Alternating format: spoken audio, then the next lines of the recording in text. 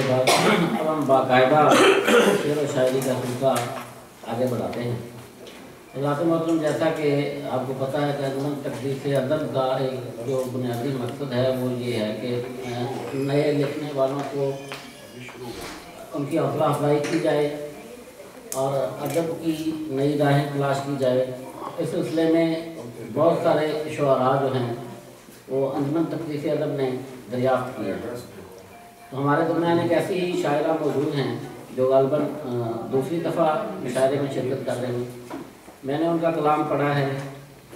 فلبدی مشاعرے میں بھی، جو انہوں نے غزلیں لکھی ہیں بہت اچھا لکھتی ہیں اور بہت اچھی فکر کی مالک ہیں۔ میں دعوت کلام دوں گا محترمہ ارم سمی صاحب۔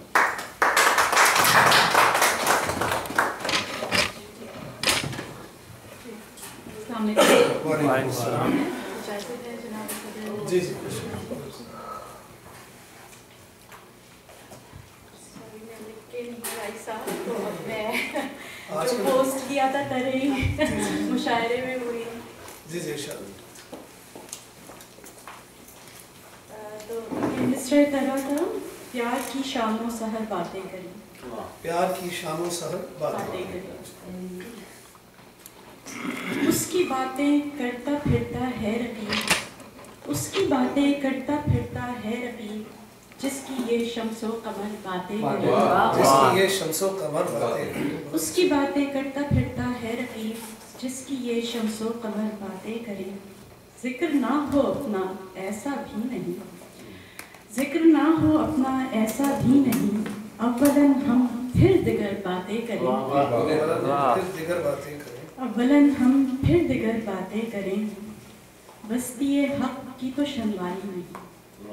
بستی حق کی تو شنوائی نہیں، اب وہاں زردار و زر باتیں کریں، اب وہاں زردار و زر باتیں کریں، میل دل کا بھی چھپا پاتے نہیں، میل دل کا بھی چھپا پاتے نہیں،